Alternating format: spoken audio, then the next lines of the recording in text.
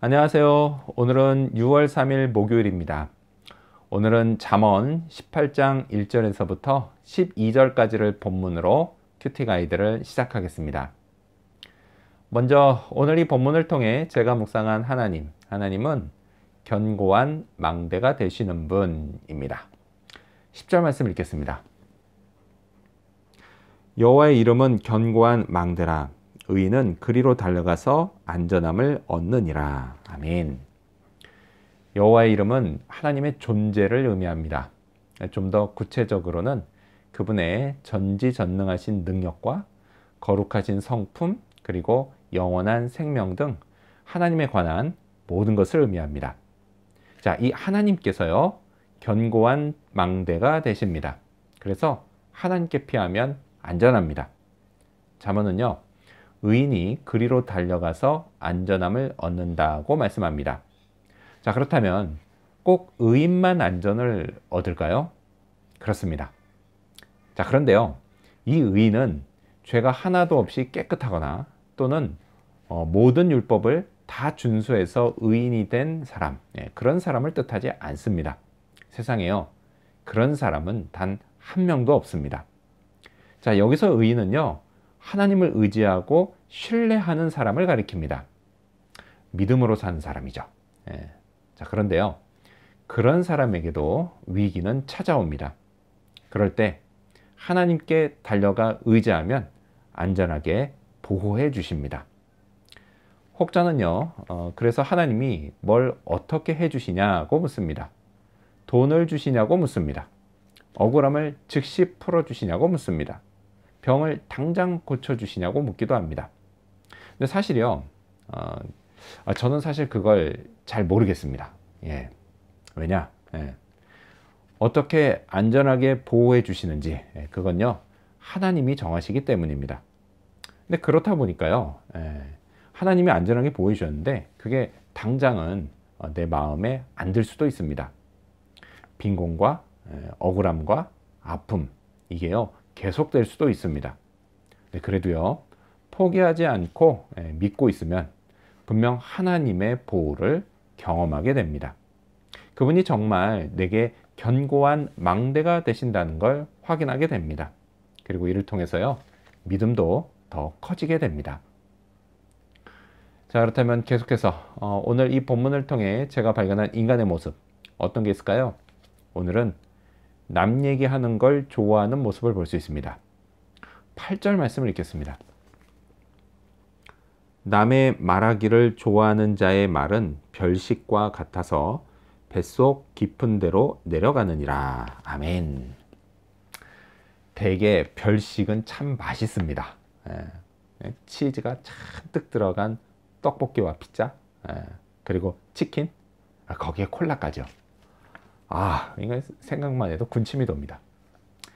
자, 물론요, 성경이 그런 뜻으로 말씀한 건 아니지만, 이런 별식은 뱃속 깊은 데로 내려가 군살이 되고, 결국 골칫덩어리가 됩니다.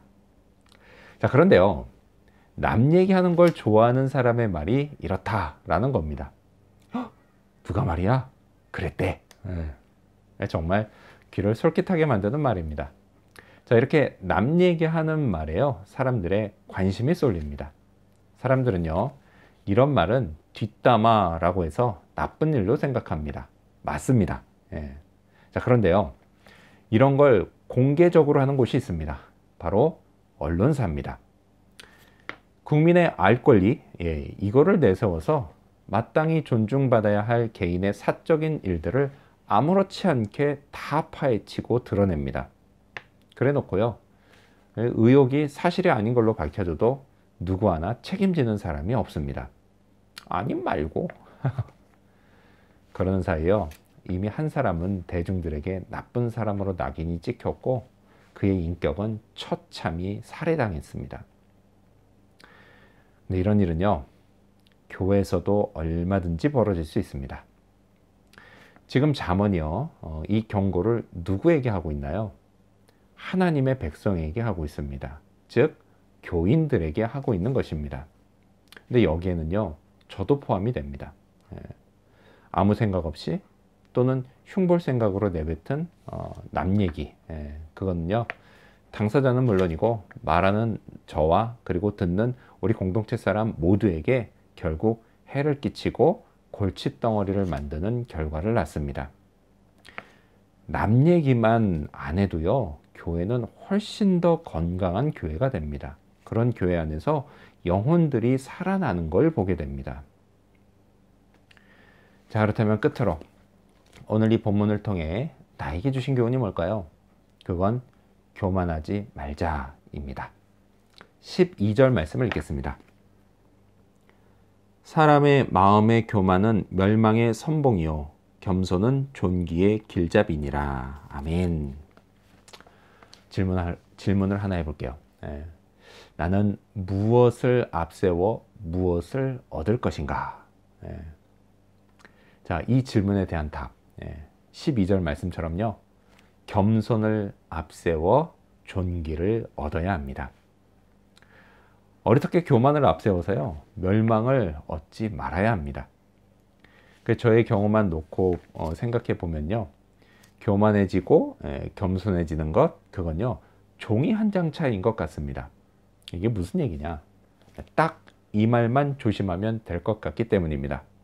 흐흐, 봤지? 내가 했어. 나 이런 사람이야. 자, 이렇게 생각이요, 말로 나오면 이게 확정이 되어 버립니다.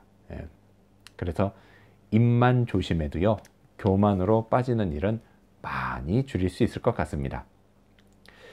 물론요, 어떤 일을 한 후에 스스로 대단한 일을 해냈다는 생각은 할 수 있습니다. 그러면요, 자기 효능감도 올라갑니다. 하지만 이런 생각은 생각하는 단계에서 끝내고, 이제는 이 일을 해낼 수 있게 해주신 하나님께 감사하고 영광을 돌려야 합니다. 자, 그렇게 생각을요, 겸손하게 정리하는 것입니다. 그리고 이제 그 생각을 말로 표현하면 됩니다. 하나님은요, 이런 제 입술의 말을 기뻐하십니다. 하나님은 교만한 자를 싫어하십니다. 싫어하시는 정도가 아니라 대적하시는 분이십니다. 반대로요, 겸손한 자를 사랑하시고 복을 주시는 분이십니다. 그래서 오늘도요, 교만하지 않고 겸손하게 하나님께 사랑과 복을 받는 그런 하루가 되기를 소망합니다. 기도하겠습니다.